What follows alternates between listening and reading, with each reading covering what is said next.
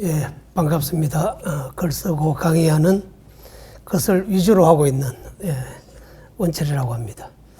오늘 그 불광 50주년 릴레이 강좌 참 영광스럽게도 제가 제 1번을 끊게 되었습니다.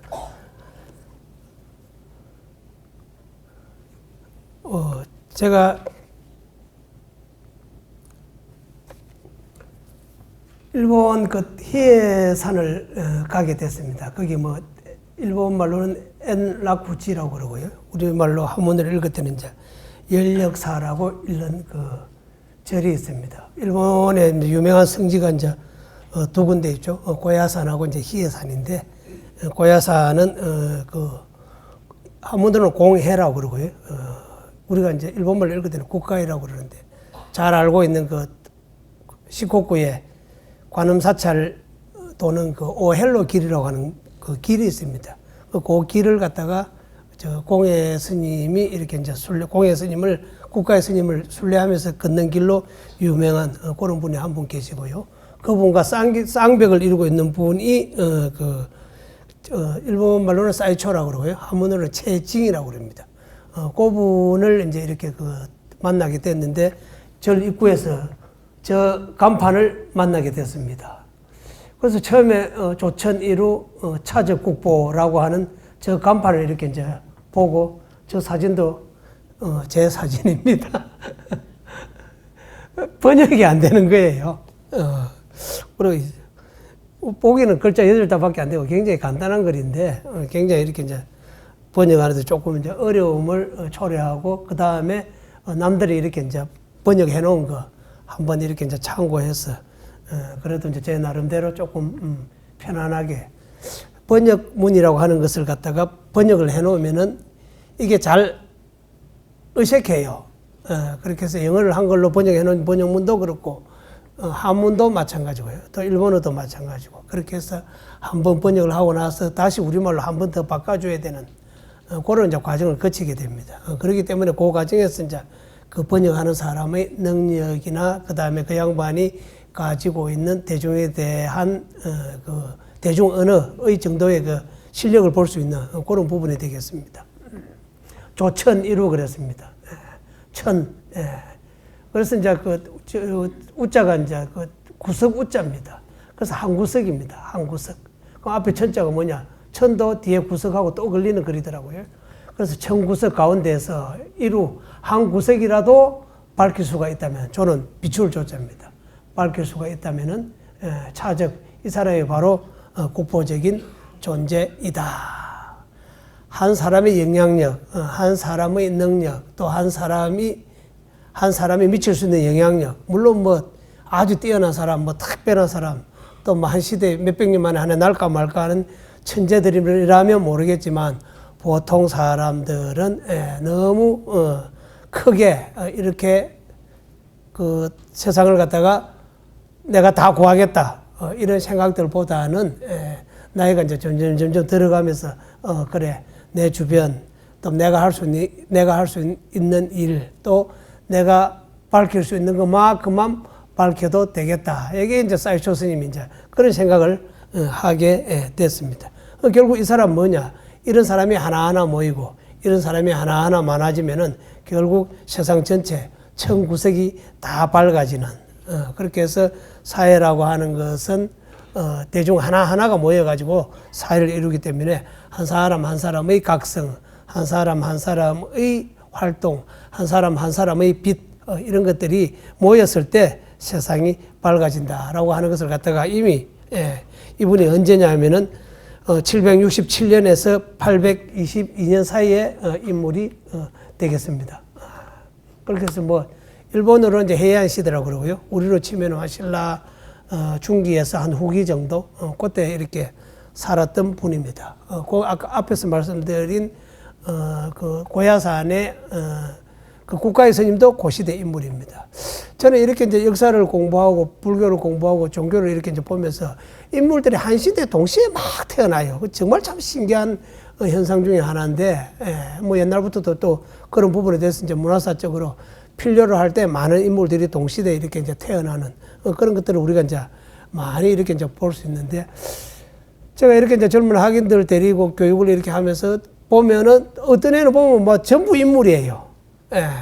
또 어떤 학년은 또 다 또 평범한 사람들끼리 그렇게 이제 모이는 것을 이렇게 보면서 아 진짜 시대가 어느 한 특정한 시기에 필요로 할 때 동시에 이렇게 많이 나오는 그런 것들을 이제 현장에서 이렇게 이제 한번 보게 되었습니다.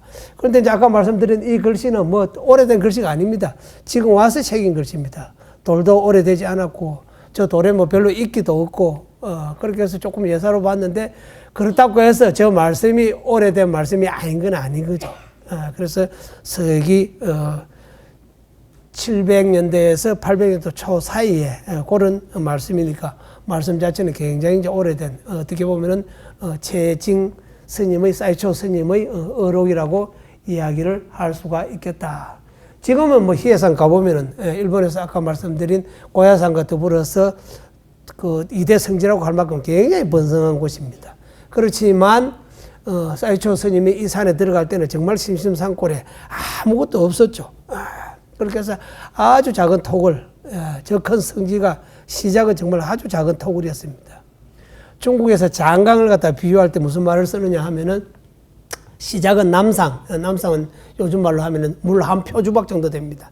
시작은 남상이지만 나중에 아주 도도한 장강을 이룬다. 그런 말이 있습니다. 처음에는 다 소박하게 토굴로 이제 시작하는 거죠. 토굴로 시작하고. 그 다음에 뭐 불상도 유명한 불모가 만든 것이 아니고 당신이 직접, 뭐 전문 조각가가 아닌데 뭐 예쁘게 만들면 얼마나 예쁘게 만들었겠습니까? 그렇지만 그 안에 이제 신심을 담아서 또 자기의 모든 마음을 담아가지고 이제 불상을 만들었으니까 세상에는 이제 하나밖에 없는 그런 이제 불상이 되겠죠. 그렇게 해서 불상도 또 손수 만들고, 손수 만들었으니까 뭐 크게 만들지는 않았을 겁니다. 뭐 조그마한 토굴에 큰 부처님을 모실 수도 없었을 것이고요. 그래서 모르긴 해도 소박한 아주 작은 불상을 갖다가 모셨을 것이고요. 또 불상을 모시면서 그 앞에 접시, 지금은 뭐 아주 그 전기론자다가 불을 켜고 또 초도 뭐 화려하고 크지만 그때는 뭐 밀랍초가 나오기 전이니까 기름을 이렇게 파라핀 기름을 이제 깔고 거기에다 이제 심지를 꼽아가지고 이제 불을 이렇게 이제 피우는 그런 식으로 이제 부처님 앞에 등불을 갖다가 이렇게 올렸습니다. 그래서 아주 소박한 접시 등잔에다가 불을 이렇게 이제 밝히면서 뭐라고 이제 발언을 하셨느냐. 사바세계의 수많은 어두운 구석 가운데서 한 구석이라도 내가 밝히겠다라고 이제 발언을 하신 거죠. 그렇게 하면서 저 유명한 이제 어록이 나오게 됐습니다. 그런데 발언이 크면은 성취도 크다고 그러죠. 우리 그 건강경 읽으면 그 건강경의 오가해라고 하는 그 주석서가 나오는데 거기에 나오는 이제 시 중에 하나가 진흙이 많아야 부처님이 크다 그런 말이 나옵니다. 그래서 이제 소조불상이었겠죠. 그것처럼 발언이 이제 워낙 이렇게 간절하고 크시다가 보니까 그때 피어난 그 등불 그것이 오늘날까지 꺼지지 않고 제자들에 의해서 면면이 이렇게 이제 이어져 오고 있어서 그 처음에 당신이 이제 토굴을 만들었던 그 자리에 다시 이제 큰 법당 우리가 이제 근본 중당이라고 이제 그렇게 부릅니다. 아마 다 가보셔서 아실 겁니다. 거기 이제 법당 앞에 가면 이제 이렇게 등잔 심지에 불이 이렇게 지금도 오늘까지 장장 얼마 1200년 동안 타오고 내려오고 있습니다. 이게 뭡니까? 뭐 전등이 별거 아니죠. 법을 가지고 이어주는 것도 전등이라고 표현하지만 이렇게 불이 꺼지지 않도록 그렇게 오늘까지 이어져 온 1200년 동안 꺼지지 않는 등불. 그래서 이제 제자들이 이름을 뭐라고 붙여줬느냐. 불멸의 등불이라고 붙여줍니다. 불멸의 등불. 그 다음 뭡니까? 또 제자들에 의해 가지고 또 일본 전국으로 또 동아시아 전체로 그 사이초 스님이 추구하고자 하는 그런 불교 사상을 사람들에게 전해가지고 세상 사람들이 마음을 평안하게 하고 또 그걸로 인해가지고 주변을 밝히는 그런 일들을 당신은 저 조그마한 불에서 시작했지만 제자들에 의해 가지고 아주 넓게 널리 또 많은 사람에게 밝혀주니까 결국 조그마한 등불 하나가 한 구석만 밝히던 사이초 스님이 한 구석만 밝히던 그 등불이 결국 전 일본과 동아시아를 갖다가 밝히는 전 구석을 밝히는 그런 이제 결과가 되게 되었습니다. 그렇게 해서 우리 이제 특히 선종에서는 이렇게 법을 전하는 것, 그다음 스승이 제자에게 법을 전해주는 것, 그것을 갖다가 전등이라고 이제 그렇게 표현해 왔습니다. 선어록의 역사를 갖다가 정리해 놓은 책이 이제 우리가 보통 전등록이라고 이제 그렇게 이야기합니다. 그래서 전등의 역사를 갖다가 기록해 놓은 책이다. 그 말입니다. 그 다음에 지금 말로 표현하면은 선종 역사서가 되겠죠. 그렇게 해서 전등이라는 말은 지금도 전등록이라고 하는 말 속에서 전등록 종류가 굉장히 많습니다. 우리가 이제 알고 있는 그 전등록 외에도 앞에다가 뭘 붙여가지고 무슨 전등록, 그 다음에 그렇게 만들어진 전등록들도 있고, 뭐 예를 들면 오등회원 이런 식으로 해서 이름은 조금 다르지만 또 그것도 역사 그 선종의 전등 역사를 갖다가 이렇게 이제 기록을 해놓은 그런 책들입니다. 그 다음 또 우리 한국에서 나온 그 최초의 금속 활자로 가장 유명한 게 그 직지라고 하는 책입니다. 그것도 뭐냐? 그것도 전등서입니다. 결국 전등록이죠. 그렇게 해서 이름은 다르지만 선종에서는 스승에 의해 가지고 법이 이렇게 이어지는 것, 이런 것들 갖다가 굉장히 의미 있게 생각하고, 그렇게 하다 보니까 뭐 스승의 역할이 이제 굉장히 중요하죠. 스승의 역할이 굉장히 중요하고 또 사람의 역할이 굉장히 중요해집니다. 그렇게 하다 보니까 또 자연스럽게 이심전심이라는 말이 이제 그래서 나오게 됩니다. 그렇게 하다 보니까 사람과 사람 사이에 법이 이어지는 것을 중요하게 생각하다 보니까 부처님의 경전 말씀은 말할 것도 없고 부처님께서 말씀하시지 않으신 경전 밖에 부처님이 하시고자 한 것, 이것도 그럼 우리가 잘 후대에 잘 전달해야 되겠다. 그래서 부처님이 문자화된 가르침은 말할 것도 없고 문자화되지 않는 가르침, 그것까지도 우리 선종은 잘 이어가고 있는 종파다라고 하는 그 자부심이 정말 하늘을 찌를 정도였습니다. 그렇게 해서 그걸 갖다 이제 교회 별전 그렇게 이야기합니다. 그래서 이제까지 선종을 제외하고는 그냥 경전 안에 문자의 내용만 다 부처님의 말씀이라고 생각하고 살았는데, 선종의 스님들은 아니다. 우리가 정말 문자로 표현할 수 있는 게 얼마나 되겠느냐. 부처님께서는 말씀하시지 않는 것까지도 우리는 그러면 다 전달하는데 우리의 역량을 한번 모아보자. 그렇게 하다 보니까 사람의 일이 중요해지고, 그렇게 하다 보니까 스승의 역할이 중요해지고, 스승의 역할이 중요하다 보니까 전등이라는 말이 아주 이렇게 대중적으로 보편적으로 이렇게 쓰이게 됐습니다. 그래서 정말 참 1200년 굉장하다. 저 불이 어떻게 안 꺼지고 1200년 동안 전해졌을까라고 생각을 하고 있다가 보니까 오래된 불에 대한 이제 관심이 조금씩 이제 생기기 시작했습니다. 그렇게 해서 봤더니 1200년 된 불도 오래됐지만 1500년 된 불이 있었습니다. 300년 더 역사를 가지고 있고, 그렇게 해서 그게 우리 조로아스터교라고 그러죠. 배화교라고 그럽니다. 불을 갖다가 숭배하는 종교, 그런 뜻인데요.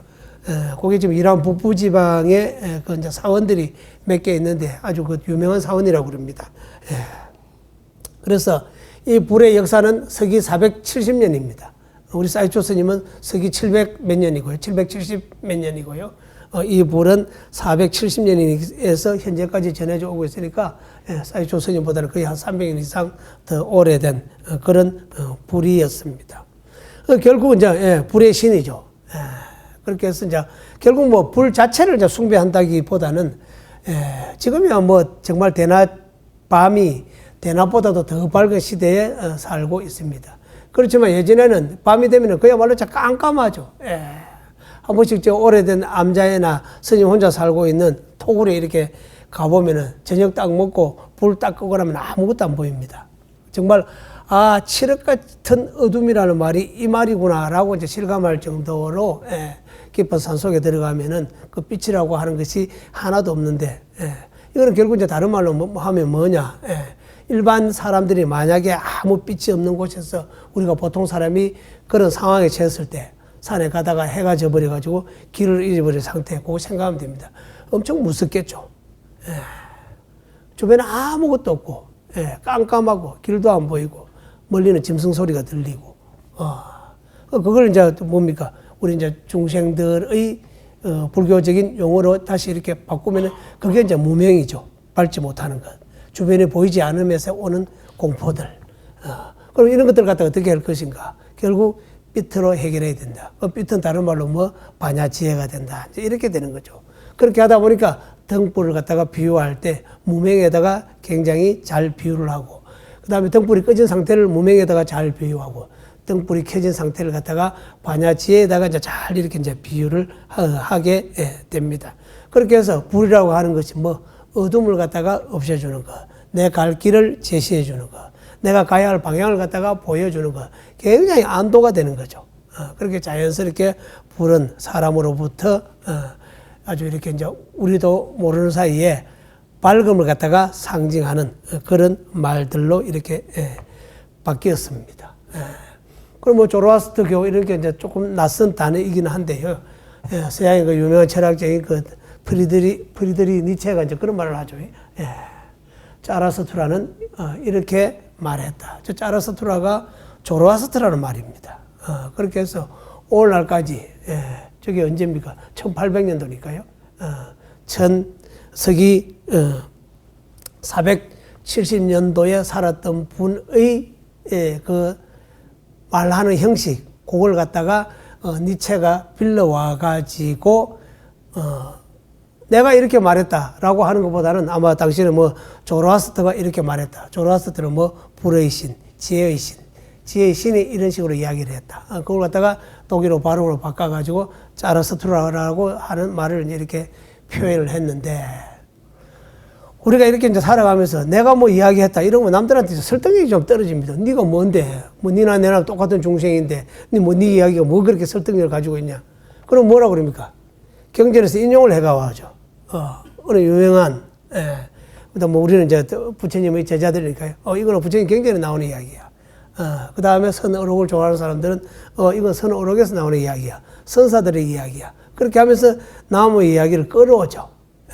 이게 이제 다 뭐냐면 편집입니다.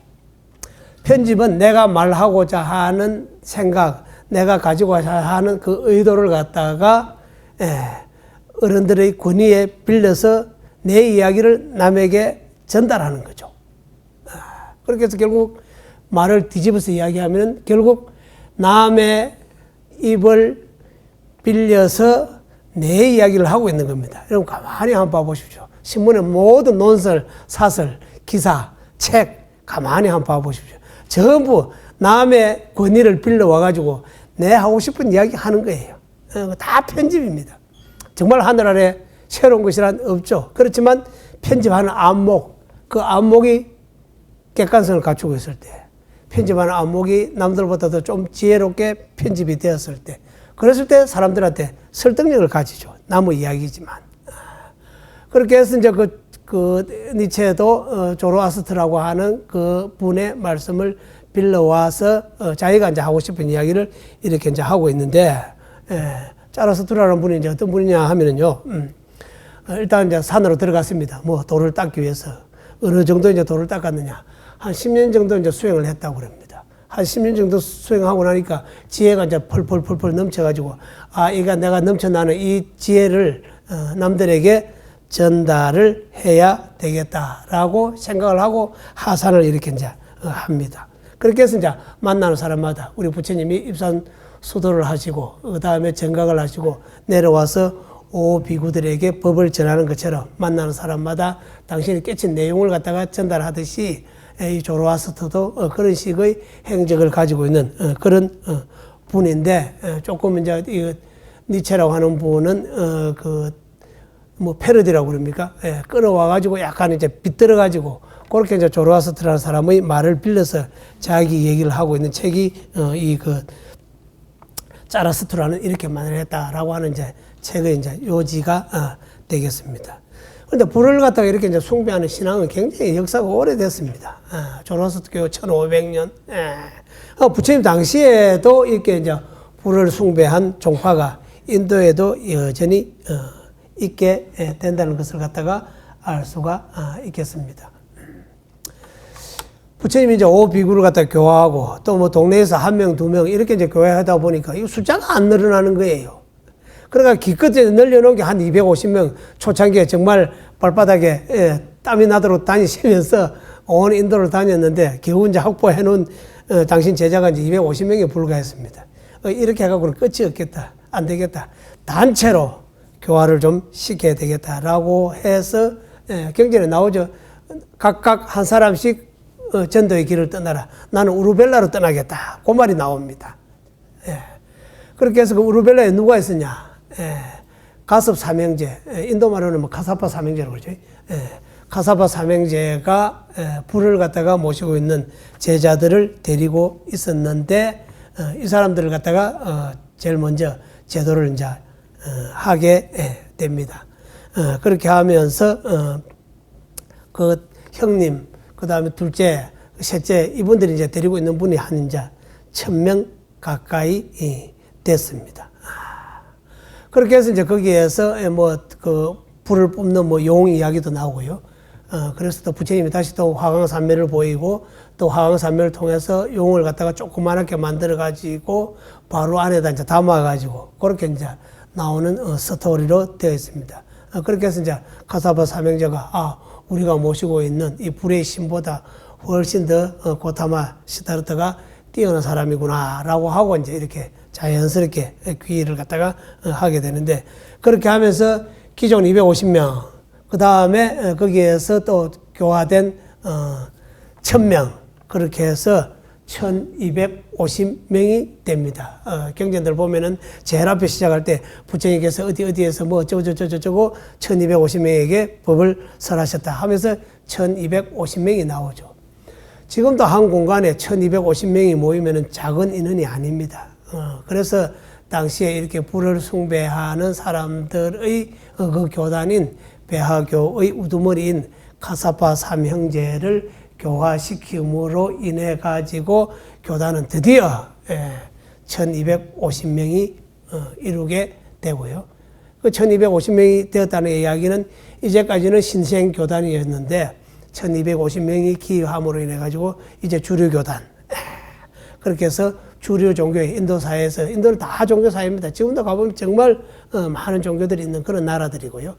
거기에서 이제 주류 종교로서의 발판을 갖다가 굳히게 된 것도 결국 불의 신을 믿고 있던 배하교도를 귀의시킴으로 인해서 가능했다. 살다가 보면 우리가 이제 뭐 많은 등불들을 이렇게 이제 만날 수가 있죠. 또 그리고 또 경전 안에도 많은 또 등불들의 이야기가 나오고 있고요. 부처님도 참 이 불 법문을 많이 하죠. 니르바냐라는 말도 결국 뭡니까? 마음에 일어나고 있는 번뇌의 불을 갖다가 다 꺼트린 상태. 그 다음에 번뇌의 불을 갖다가 다 잠재운 상태. 머리 안에서 일어나는 그 잡념들을 갖다가 다 제거한 상태. 그걸 갖다가 니르바냐라고 이제 그렇게 표현을 합니다. 그렇게 해서 부처님의 니르바냐도 결국 따지고 보면은 이 불의 비유가 좀 더 한 발짝 이제 더 나간 것으로 그렇게 이제 봐지는 거죠. 그리고 이제 중생들이 세계를 설명할 때 모든 것이 불타고 있다. 우리도 지금 뭐라고 그럽니까? 법화계는 이걸 받아가지고 화택이라고 그러죠. 불난집이라고 그러죠. 하루도 좀 뉴스 보면 정말 조용한 날이 없죠. 정말 참 화택이라는 말이 이만큼 실감나는, 이런 것도 쉽지 않는, 그런 이제 우리가 세상에 살고 있습니다. 그렇게 해서 자기 안전, 또 자기 번뇌를 줄이는 것, 또 몸의 평안을 갖다가 이렇게 추구하는 것, 이런 것들이 또 우리 부처님께서 말씀하신 모든 것이 불타고 있다고 라고 하는 데서 한 단계 더 나아가서 그 불을 갖다가 꺼져버리고 있는 니르바냐의 상태를 향해서 달려가고 있는 그런 거에 대한 그 시사를 초기에 부처님의 말씀 속에서 찾아볼 수가 있겠다. 그 다음에 뭐 이런저런 이제 뭐 등불 이야기들이 상당히 이제 좀 이렇게 많습니다. 우리 뭐 잘 아는 이제 디오게네스라고 하는 분이 이제 계시죠. 그분이 이제 그 여러 가지 뭐 이렇게 뭐 일화들이 이제 굉장히 많이 전해져 오고 있는데요. 그 가운데서 이제 뭐냐? 등불이라고 하는 것은 어두울 때 밝히는 거잖아요. 그러면 주로 이제 밤에 밝히거나 빛이 없는 곳에서 등불을 들고 다니는데 이 양반은 또 뭐라고 그러느냐. 예. 한낮에 등불을 이렇게 이제 들고 다녔습니다. 예. 그 다음으로 또 뭡니까? 어둡구나. 예. 아니, 이 밝은 대낮에, 그리고 시대를 대표한다는 아주 그 밝은 그 지혜를 가지고 있는 대성인이 등불을 들고 다니면서 어둡구나 하니까 사람들이 와서 도대체 이 밝은데 무엇이 어둡구나, 무엇이 어둡다는 말입니까? 자연스럽게 그렇게 질문을 하겠죠. 그렇게 하면서 사람들이 외형적인 밝음이 아니라 내면의 어두움, 이걸 이제 지적해 주려고 하는 일종의 이제 방편이었던 거죠. 그렇게 하면서 그 무명 속에 있는 중생들에 대한 연민심, 이것을 갖다가 일깨우느라고 밖에 있는 밝음을 이야기하는 것이 아니라 속에 있는 우리 중생으로서의 무명, 이것을 갖다가 일깨우고자 하는 것에 목적이 있기 때문에 대낮에 이제 저 등불을 들고 다니면서 어둡다는 말을 갖다가 이렇게 외치게 됩니다. 그 다음 뭐 이 이야기도 뭐 우리가 또 잘 아는 이야기죠. 잘 아는 이야기인데, 어느 이제 눈이 이제 어두우신 분이 이제 등불을 들고 다닙니다. 이상하잖아요. 그러니까 또 지나가던 사람이 또 물어보죠. 아니, 보이시지 않는데 그렇게 왜 등불을 들고 다니는 겁니까? 제가 보이지 않아서 이 등불을 들고 다니는 것이 아니라 남들이 와서 저에게 부딪히지 않도록 하기 위해서 이 등불을 들고 다닙니다. 남에 대한 배려죠. 디오게네스는 사람들이 갖고 있는 밖이라고 하는 거기에 한쪽에 치우쳐져 있는 그것을 갖다가 아니라고 하는 내면 세계의 무명에 대한 그것을 갖다가 가르쳐 주기 위해서 등불을 들고 다니고요. 그 다음에 이제 등불을 들고 다니면 10중 8구는 전부 다 자기 위해서 들고 다니는 거죠. 그런데 앞에 안 보이는 이분은 뭡니까? 남을 위해서 등불을 들고 다니는 거죠. 결국 이제 이것도 우리 불교적 용어로 다시 바꾼다면 나와 남이 둘이 아니다. 디오게네스는 밖도 밝아야 되겠지만 안도 밝아야 된다. 그 이야기를 이제 말씀을 하기 위해서. 그 다음에 조금 더 교학적으로 설명하면 이게 이제 중도죠. 내외 중도. 그 다음에 자타불이. 그래서 안과 밖에 둘이 아니다. 내외 불이. 그 다음에 자타불이. 그렇게 해서 이 두 분의 등불을 통해서 우리가 한쪽 면만, 등불의 한쪽 면만 보고 있던 것을 갖다가 두 면 다 볼 수 있도록 저런 이제 선지식들이 나와서 우리 이제 한 면만 보고 있는 많은 대중들에게 이런 말을 갖다가 하게 됩니다. 살다 보면 뭐 나한테는 별로 도움이 안 되는데요. 남한테는 이제 도움이 되는 경우가 이제 굉장히 많죠. 그렇게 해서 나한테는 혹여 도움이 좀 되지 않지만 혹여 남에게라도 도움이 된다면은 이런 이제 행동을 갖다가 하는 거, 이런 사람이 이제 우리가 불교에서 이상적, 대승불교에서 이야기하는 이상적 인간형이라고 할 수 있는 보살의 정의가 이제 그렇습니다. 나도 중요하지만 남도 중요하다. 그 다음에 내가 설사 조금 뭐 내한테는 크게 도움되는 일이 아니지만 내가 이것을 함으로 인해 가지고 남에게 도움이 된다면 그것은 내가 기꺼이 해야 되겠다라고 할 때 이게 이제 뭐냐, 등불이 가지고 있는 양면을 갖다가 다 동시에 보여줄 수 있는, 그렇게 해서 등불이 가지고 있는 한 면뿐만 아니라 또 다른 한 면까지 염두에 두고 그렇게 이렇게 이제 살아가는 사람들을 갖다가 우리가 보살이라고 정의를 할 수가 있겠습니다. 요즘은 이제 뭐 아주 명상이 이렇게 이제 대세고요. 저도 오전에 이제 그 봉원사에서 열리고 있는 그 명상, 이제 그 외국의 명상을 갖다가 아주 전문적으로 이야기하고 다니고 또 실질적으로 명상 수행을 하고 있고 또 서구 세계의 명상 운동을 갖다 펴고 있는 많은 이제 선지식들을 모셔다가 지금 이제 봉원사에서 그 이제 명상 대회를 하고 있습니다. 며칠 전에는 이제 강화문에서 아주 또 큰 법회를 하게 됐고요. 그렇게 하다 보니까 이제 명상의 종류에 대해서 이제 이렇게 상당히 이제 그 많은 그 관심들을 다 이렇게 가지고 있게 되고요. 그렇게 해서 도대체 명상이 언제서부터 시작됐을까? 인도에 그 모헨조다로라고 하는 그 고대 국가가 있습니다. 그래 모헨조다로의 그 유물을 이렇게 이제 발굴하다 보니까 그 유물 가운데서 명상을 하고 있는 흙으로 만약 인형이 나오게 됐습니다. 그걸 통해서 볼 때, 명상의 역사는 인류의 역사와 함께 시작되었겠구나. 그 가운데 우리가 이제 요새 젊은 애들 이제 제일 좋아하는 것 중에 하나가 이제 멍 때리기라는 겁니다. 멍 때리기도 자꾸 어떻게 보면 또 넓은 의미에서는 초기에 아주 전형적인 그런 이제 명상 방법이 되겠죠. 그 가운데 이제 하나가 이제 많이도 갖다 붙이더라고요. 꽃을 보면서 아무 생각이 없으니까 꽃멍이라고 갖다 붙이기도 하고, 물을 보면서 아무 생각이 없으니까 아무 생각도 안 나니까 그래도 물멍이라고 갖다 붙이기도 하고, 그 다음에 이렇게 뭡니까?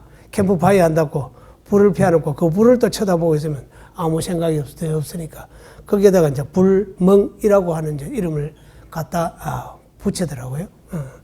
그러면 불멍이 도대체 언제부터 시작됐을까? 인간이 불을 다루기를 시작하면서부터 시작됐겠죠. 그리고 그 이야기가 무슨 이야기냐?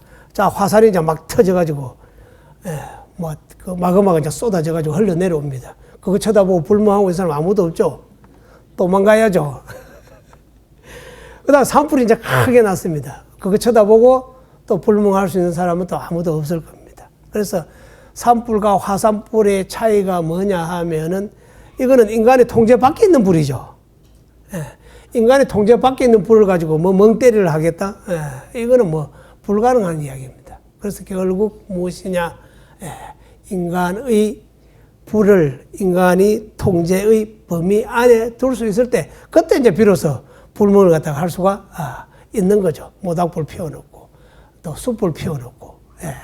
그래서 이 불을 갖다가 켜고 끄고 하는데 내 통제권 안에 있을 때, 그제서야 비로소 이제 불멍이 시작되니까, 아마 모르긴 해도, 오래된 인류의 아주 그 조상들이 화산불이나 그 다음에 자연적으로 발한 산불을 보고, 저것을 갖다가 우리의 능력 안으로 끌어들여서 음식을 끓여 먹는 데 쓰고, 방을 데우는 데 쓰고, 몸을 따뜻하게 하는 데 쓰고, 또 그렇게 하다 보니까 또 불을 피우는 사람은 그걸 또 쳐다보고서 또 명상을 할 수 있는 소재로 이렇게 이제 쓰게 되었을 것이라고 이제 생각을 하는 거죠. 그렇게 하다 보니까 뭡니까? 불을 끄트리는 일은 굉장히 큰 일이죠. 지금이야 켜기만 하면 라이터도 있고, 그 다음에 성냥도 있고, 갖가지 방법으로 내가 원할 때 언제든지 불을 켤 수 있는 시대지만 예전에는 이제 그렇지가 않았습니다.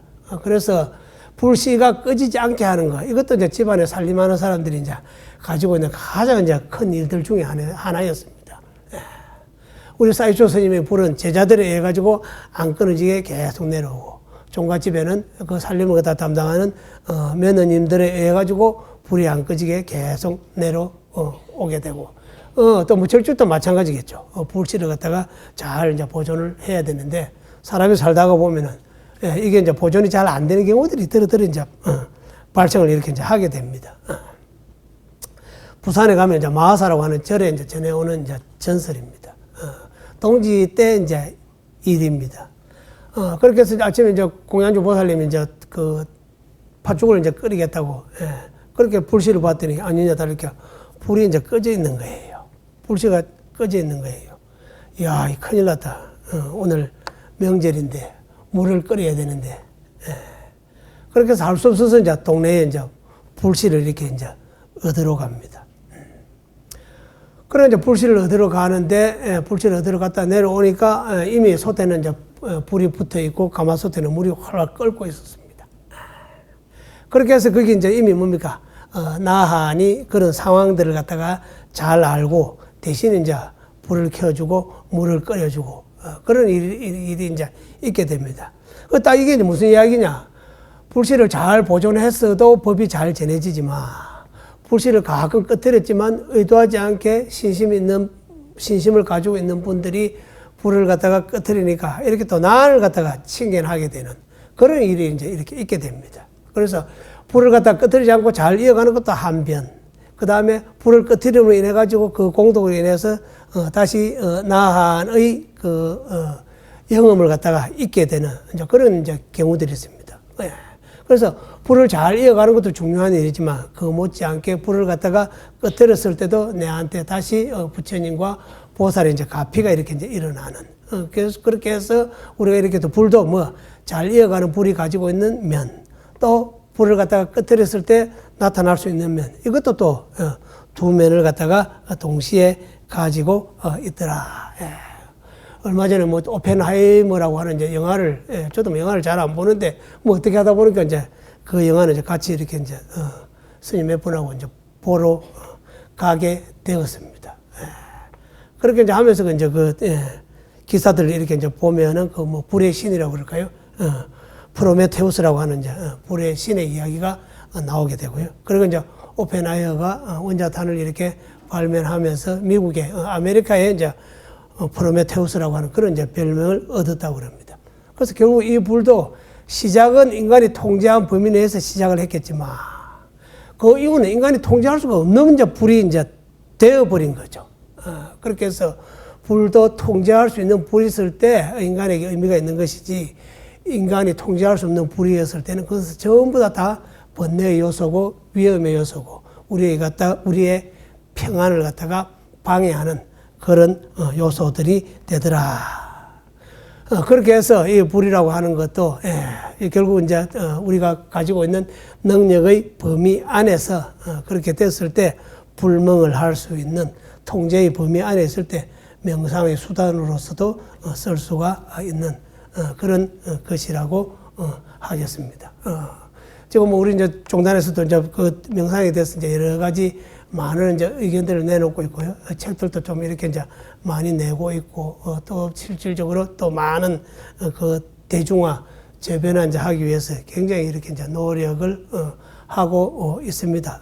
여러분들도 뭐 지난번에 이야기하면서 이제 국민들 한 5분 명상, 그것을 갖다가 하루에 이제 꼭 생활화를 하자. 이제 그걸 이렇게 이제 주장을 하고 있고요.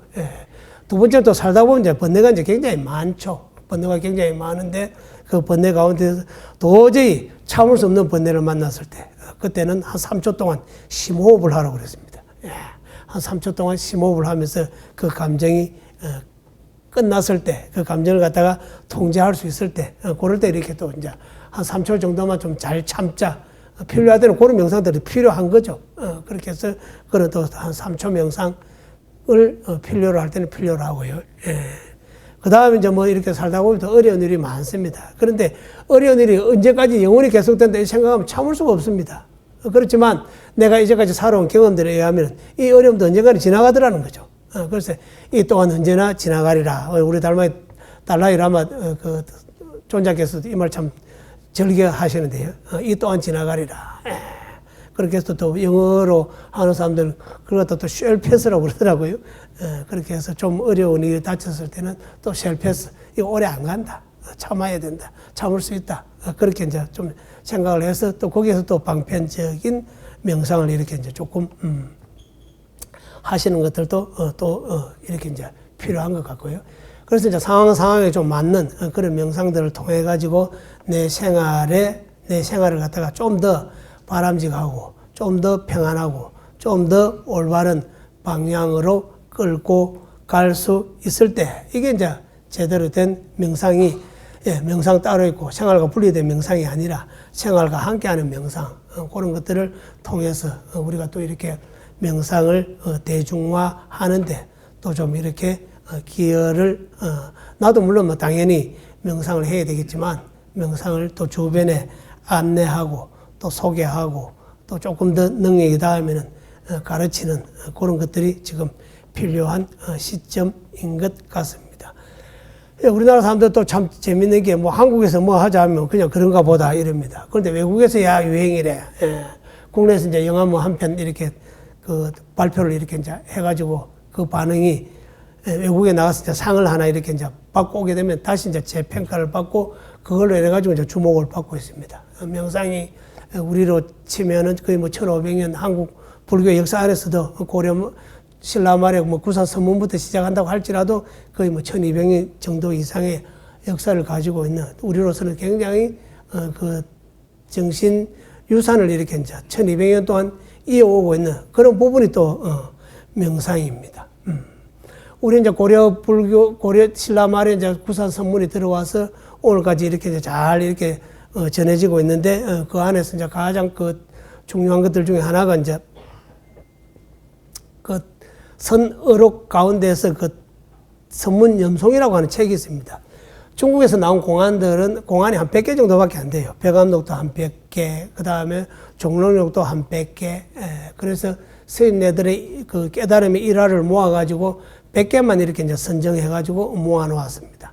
근데 고려 말에 그 진각해심이라고 하는 이제 스님께서는 이렇게 아니라 공안을 좀 다 모아봐야 되겠다. 그렇게 해서 이제 모아놓은 것이, 선어록 안에는 공안이 한 1700개 정도 나오고 있습니다. 그 가운데서 기록 가능한 것, 또 수집할 수 있는 것, 그런 거 이제 모아가지고 거의 한 1200~300개 정도 이제 모아놓은 것이 이제 선문염송이라고 하는 그 화두집입니다. 그렇게 해서 조계종은 근본적으로 그런 그 선을 통해가지고 결국 마지막에는 관화선을 통해서 우리가 번뇌 잠깐 마음의 편안함이 아니라 그 편안함의 뿌리까지 뽑아내자라고 하는 것이 이제 관화선이 가지고 있는 목적입니다. 그렇게 해서 세계에서 가장 많은 공안집, 그것을 갖다가 펴낸 나라도 고려입니다. 그렇게 해서 우리도 한국 선종이 가지고 있는 중국 선종에 없는 그런 또 훌륭한 이런 자산들이 있다는 것도 이 자리에서 말씀을 드리고요.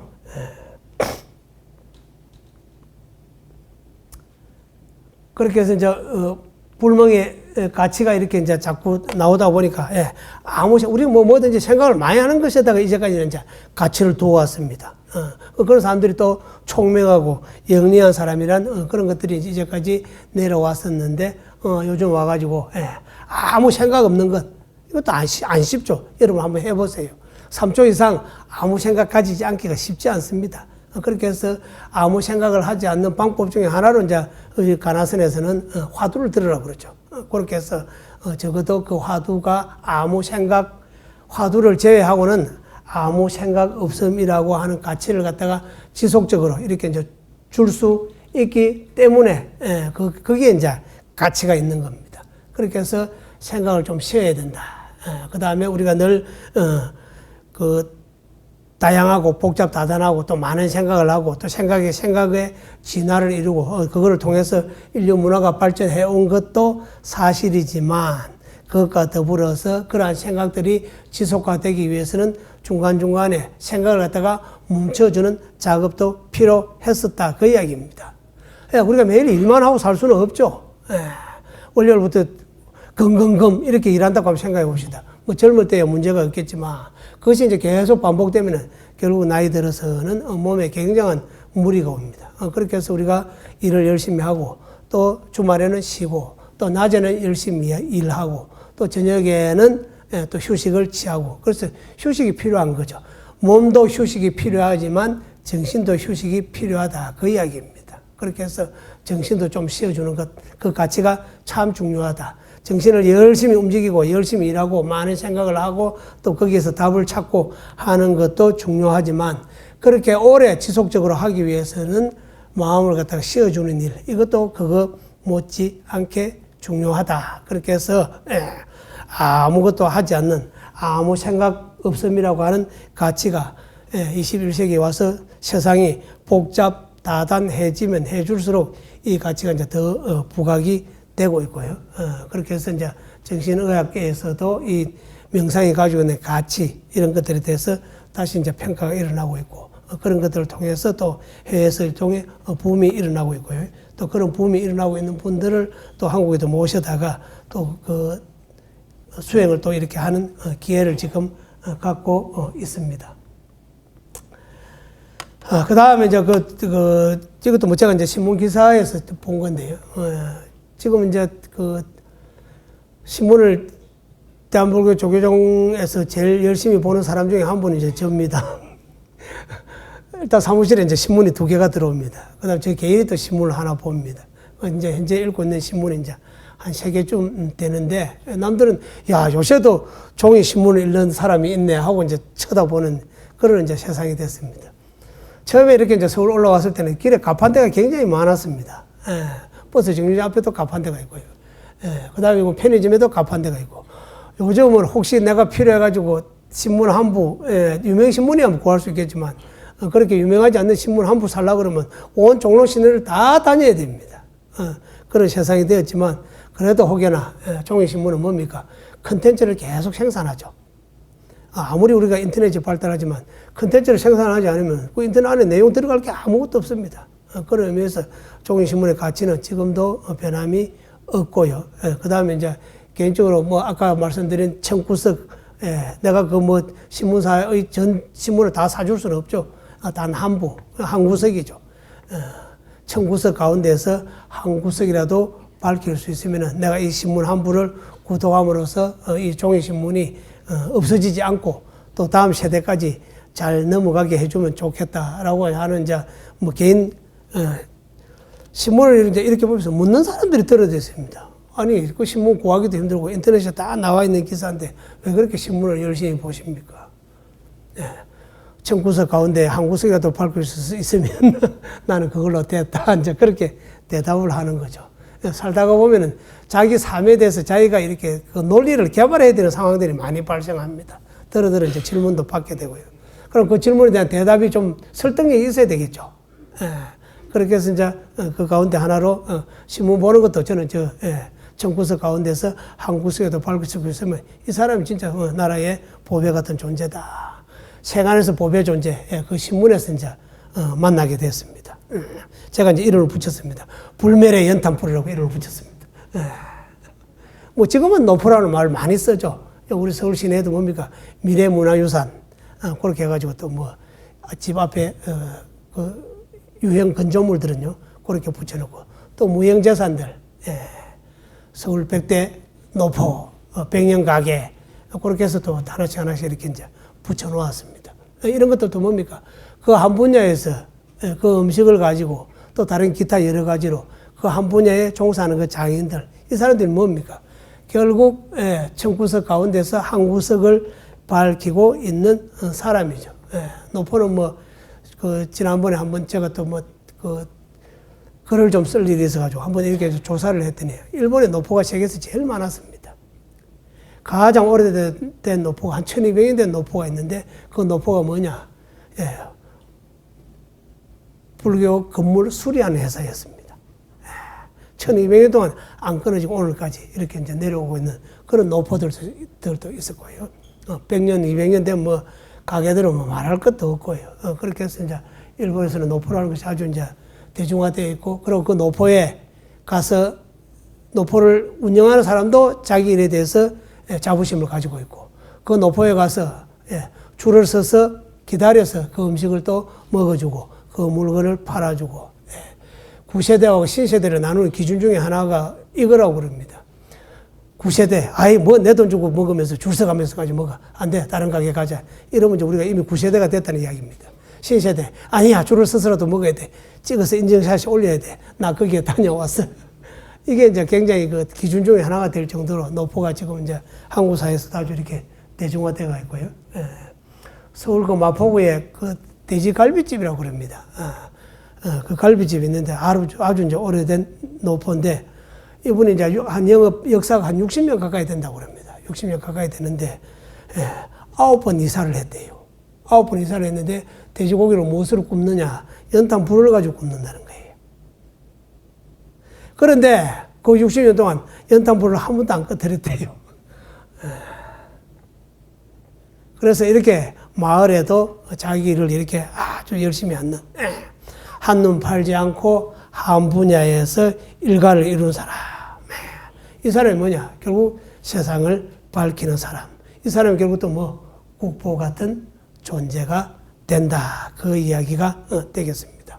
뭐 거창하게 우리가 무슨 세상을 다 구원할 것처럼 이렇게 큰 소리 뻥 치는 실속 없는 그런 삶보다는 내 주변, 그다음 내가 할 수 있는 일, 내 주변에 한 평이라도 밝힐 수 있는 작은 등불이 되는 것으로서 나는 뭐 이 세상의 천구석 가운데서 한 구석을 밝히는 그것이 나는 국보 같은 존재라고 생각한다라고 하는 말씀을 드리면서 오늘 얘기를 마치도록 하겠습니다. 먼 길에 또 오늘 뭐 또 국가 행사가 있어가지고 길도 막혔을 텐데요. 이 자리에 이렇게 와 주셔서 고맙습니다. 감사합니다.